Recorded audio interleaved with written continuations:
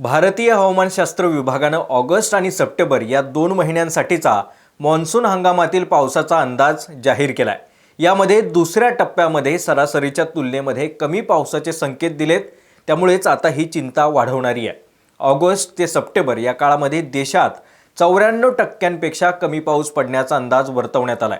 2026च्या दक्षिण पश्चिम मान्सून हंगामाच्या उत्तरार्धात या 2 महिन्यांसाठी ऑगस्टमध्ये राज्यामध्ये तुरळक ठिकाणी सरासरी ते सरासरीच्या थोडासा अधिक पावसाचा अंदाज देण्यात आलाय। त्यामुळे या काळामध्ये अल निनो अधिक सक्रिय होण्याची शक्यता वर्तवली जाते। अल निनोची स्थिती कायम असल्याने त्याचा फटका जून महिन्यात आपण सर्वांनीच पाहिला। मात्र जुलैमध्ये झालेल्या पावसाने मोठी तूड भरून काढली आहे। मात्र हा पाऊस काही सारखा किंवा नैसर्गिक समीकरणांसह पडलेला दिसत नाहीये। याचं वितरण आपल्याला वेगवेगळ्या ठिकाणी वेगवेगळं असल्याचं दिसून येत आहे। याचं कारण आहे अल निनोचा प्रभाव।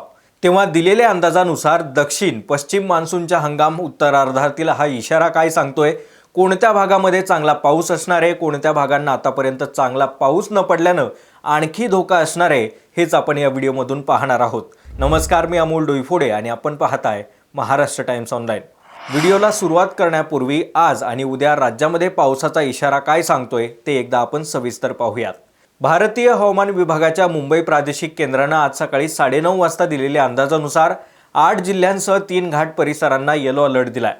त्यामध्ये आज 2 ऑगस्टला रायगड असेल, रत्नागिरी, अकोला, अमरावती, वाशिम, चंद्रपूर, गडचिरोली आणि गोंदिया या जिल्ह्यांसह साताऱ्याचा घाट परिसर, कोल्हापूरचा घाट परिसर आणि पुण्याचा घाट परिसर यांना येलो अलर्ट देण्यात आलाय।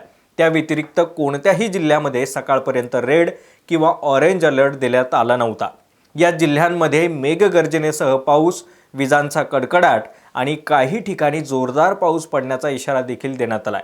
तर नांदेड असेल, परभणी असेल, हिंगोली इथे देखील सोसाट्याच्या वाऱ्यासह पावसाची शक्यता हवामान विभागाने वर्तवली आहे।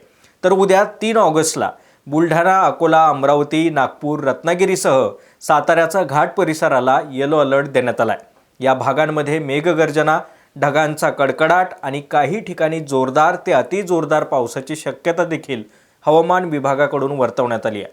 थोडक्यात काय तर विदर्भामध्ये रविवारच्या तुलनेत सोमवारी पावसाचा प्रभाव कमी असण्याची शक्यता आहे। आज गडचिरोली, चंद्रपूर, गोंदियाला देण्यात आलेले इशारे सोमवारी नसणार आहेत, तर बुलढाणा आणि नागपूरकडे मात्र जास्त इशारा आहे। दरम्यान मराठवाडा आणि पश्चिम महाराष्ट्राचा बहुतांश भाग आणि उत्तर महाराष्ट्रातील बहुतेक जिल्ह्यांना कोणताही विशेष हवामान इशारा नसणार आहे।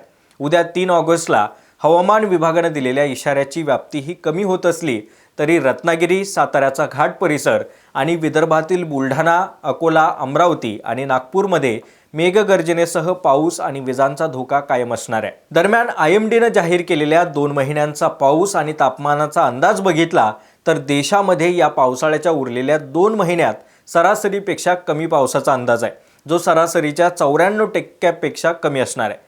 या काळामध्ये राज्यात तुरळक ठिकाणीच सरासरी ते सरासरीपेक्षा अधिक पावसाचा अंदाज आहे। मात्र द्विकल्पीय भारत, मध्य भारत, वायव्य भारताचे उत्तरेकडील काही भाग आणि पूर्व आणि ईशान्य भारतामध्ये सामान्य ते सरासरीपेक्षा जास्त पाऊस पडण्याची शक्यता आहे। यानंतर केवळ ऑगस्ट महिन्याचा आपण जर सविस्तर विचार केला आणि त्याचा आढावा घेण्याचा प्रयत्न केला तर देशभरामध्ये सरासरीपेक्षा कमी म्हणजे 94% कमी पाऊस पडण्याची शक्यता आहे।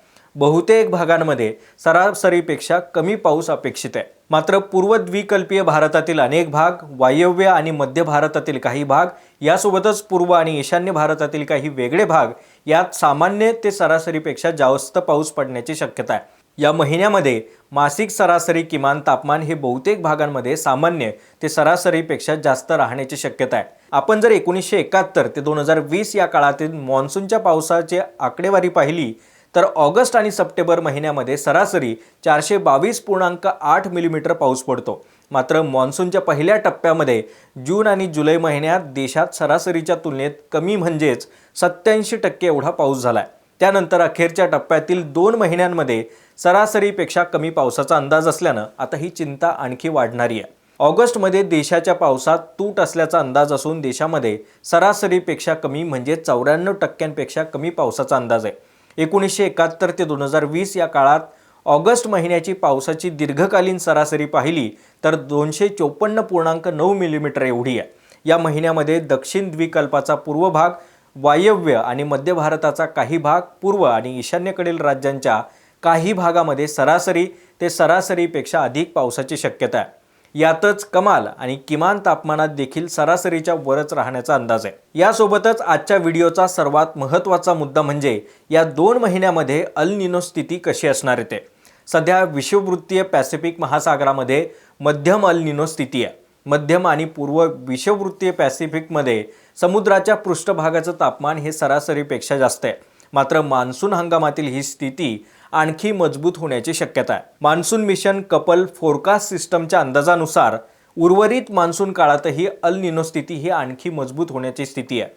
त्यानंतर आणखी एक महत्त्वाचा मुद्दा म्हणजे इंडियन ओशन डायपोल. सध्या हिंद महासागरामध्ये तटस्थ इंडियन ओशन डायपोलची स्थिती आहे. इथेही मिशन कपल फोरकास्ट सिस्टमच्या अंदाजानुसार उर्वरित मान्सून काळामध्ये ही तटस्थ स्थिती कायम राहण्याची शक्यता आहे. मात्र काही आंतरराष्ट्रीय हवामान केंद्राच्या अंदाजानुसार सप्टेंबर 2026 मध्ये सकारात्मक आयोडी स्थिती निर्माण होण्याची शक्यता आहे. म्हणजेच काय तर सकारात्मक आयोडी स्थिती निर्माण झाल्यानं पावसासाठी अनुकूल स्थिती निर्माण होते. सध्या हवामान विभागाचा हा अंदाज केवळ ऑगस्टसाठी सविस्तररित्या देण्यात आला असून सप्टेंबर महिन्याचा पावसाचा अंदाज या महिन्याच्या शेवटपर्यंत जाहीर होणार आहे. यानंतर आपण जर ऑगस्टमधील देशातील तापमानाचा संभाव्य अंदाज पाहिला तर तुम्हाला या 2 फिगरमध्ये ऑगस्ट 2026 साठी कमाल आणि किमान तापमानाचा अंदाज दिसून येईल. यामध्ये पहिल्या फिगरमध्ये तुम्हाला दिसेल की देशातील बहुतेक भागांमध्ये मासिक सरासरी कमाल तापमान हे सरासरीपेक्षा जास्त राहण्याची शक्यता आहे. मात्र वायव्य आणि मध्य भारतातील काही भाग तसंच लगतच्या दक्षिण द्वीपकल्पातील विरळ प्रदेशांमध्ये या महिन्यामध्ये मासिक सरासरी कमाल तापमान हे सामान्य ते सरासरीपेक्षा कमी राहण्याची शक्यता आहे. त्यानंतर आपण जाऊयात दुसऱ्या फिगरकडे.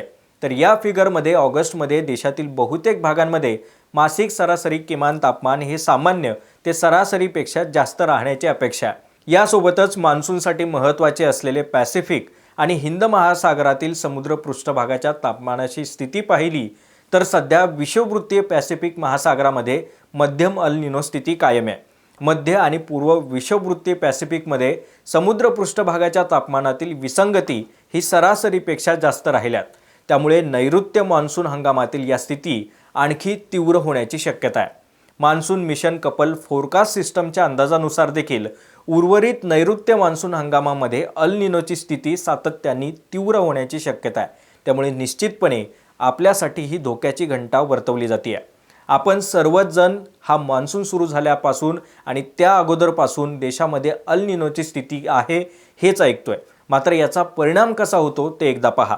तर त्याचं असं होतं, अल निनोमुळे पॅसिफिकमधील वॉकर सर्क्युलेशन म्हणजेच हवेची मोठी वर्तुळं बिघडतात. यामुळे भारत उपखंडावरती येणाऱ्या आर्द्र हवेच्या प्रवाहामध्ये अडथळा निर्माण होतो. त्यामुळे मान्सूनच्या लो प्रेशर सिस्टम कमकुवत होतात आणि पावसाच्या ढगांची निर्मिती कमी होते. या सर्वांचा एकूण परिणाम म्हणून मान्सूनवरती मुख्य परिणाम होतो आणि पाऊस कमी पडतो. सध्या ऑगस्टमध्ये देशाच्या पावसात तूट असल्याचे अंदाज दिसत आहेत.